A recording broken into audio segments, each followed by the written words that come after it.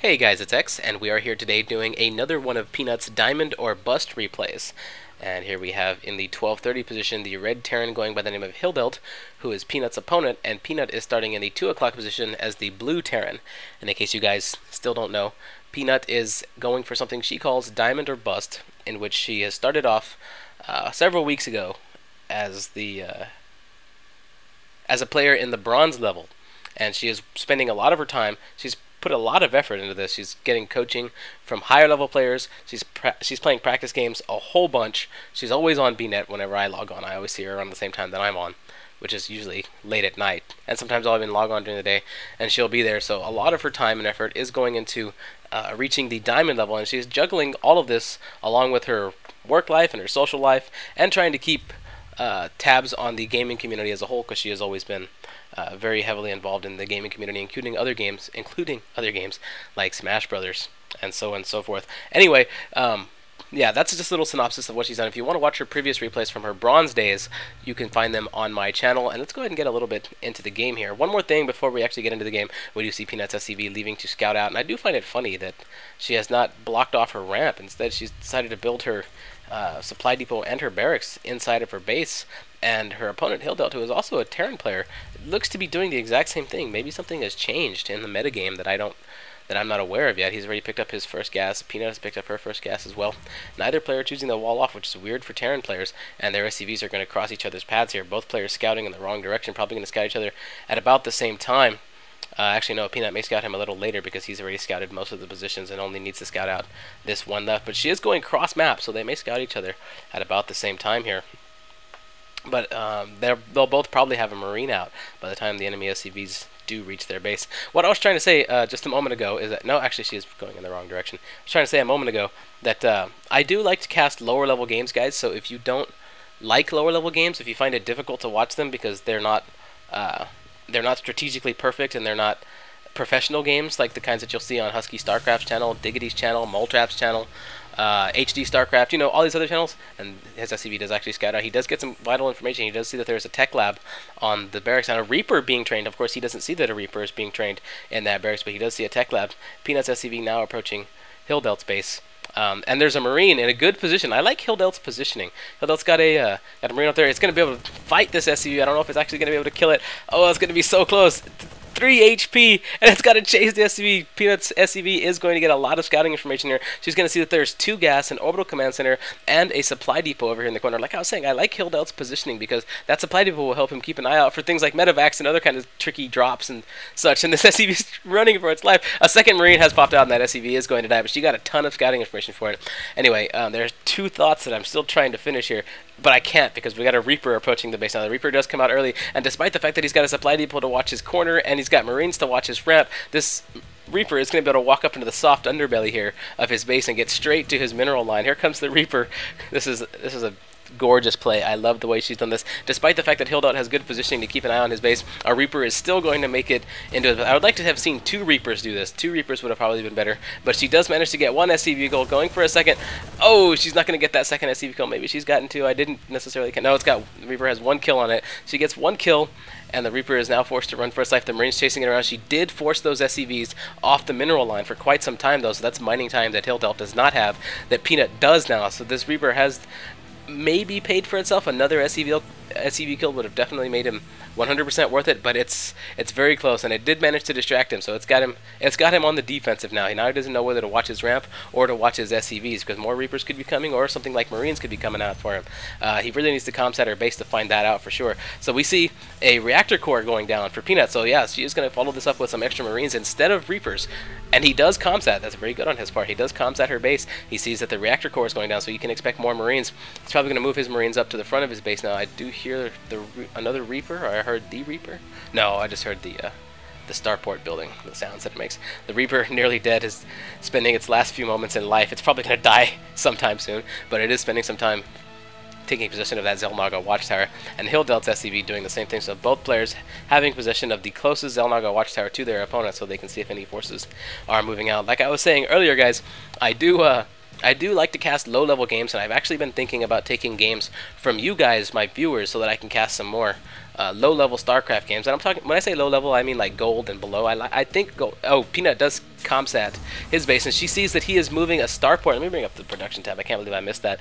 But she does see that a starport is being armed with a tech lab, so she can expect Banshees to come out. That first one is already training. Her response to this is to build an engineering bay. Yeah, I did see that on the production tab. She's building an engineering bay.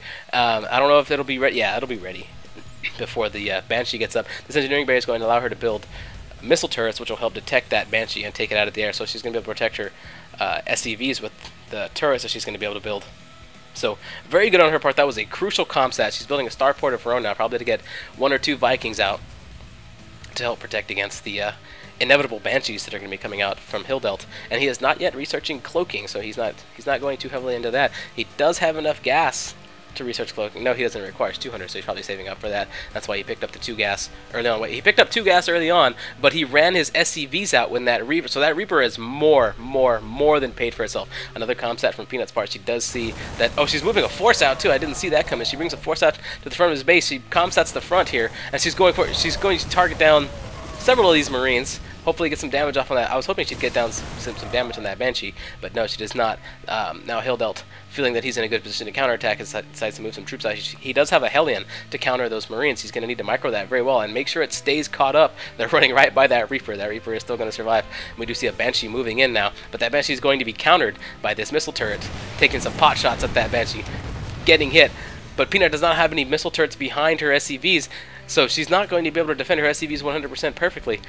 She's going to have to pull them away and move them about to this turret to protect it and bring some Marines to defend. But there are Marines coming up in the front of her base that she has to deal with, so she cannot use these Marines to take out the Banshee up at the top. So, with only 3 Marines left, 4 Marines here for Hildelt. 2 are badly damaged. She's having to run back.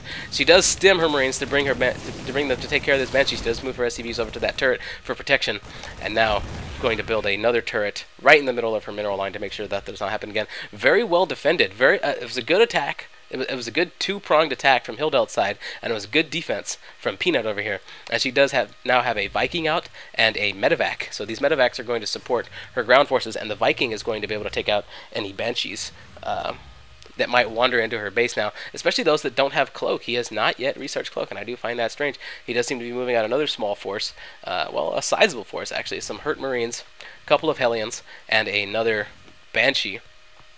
I don't see anywhere that they can attack except for directly on the front ramp, and we do see a bunker going down now from Peanut. So that bunker, in combination with a medevac, basically all these forces, the medevac, the Viking, this bunker, and all these Marines are going to be more than enough to hold off this attack, I believe, especially if she gets her Viking at about right here, so that while they're running by, the Viking can begin picking off the Banshee as it comes by, because Banshees cannot attack air. She does move it up a little further forward. I think she's looking to expand. Speaking of expansions, we see Hildelt now building one of his own, so he's going for an economic lead while he pressures the front of her base, and Peanut's being forced to build defenses and just macro up an army. Let's see what their incomes look like right now. Actually, Peanut has a much higher income on both minerals and gas, because that Reaper did do a lot of economic damage early on and forced those SCVs off of Hildelt's gas, and now Hildelt doesn't have any. He didn't have the presence of mind to be able to put them back on gas, so he is hurting for gas production and doesn't know why. So Peanut lures some forces towards the bunker. Now we see this big attack moving forward. The Hellions attacking upwards, but the medevac's healing Peanut's Marines a little too quickly for any of these forces to make any kind of real dent. The bunker holding them off. The Viking picking off the Banshees. Hildelt is forced to retreat. Peanut now pursuing with some forces. Probably want to bring those back. There she goes. She brings them back. Couple of medevacs over here. She does now have a siege tank. This is her typical force that I've seen her build in previous games, but she has pulled it off much more successfully this time. I really like what she's done here. She's managed to defend her base, harass, and get up her typical siege tank and marine medevac force that I've seen her. And she's even got a Viking to supplement this time. I really like it. And that Reaper does survive. It gets healed by the medevac. Go Reaper! Hero Reaper, man. That Reaper is just the absolute best. We should really name that Reaper. I'm going to ask Peanut what she wants to name him. Give me some suggestions in the comments too, guys.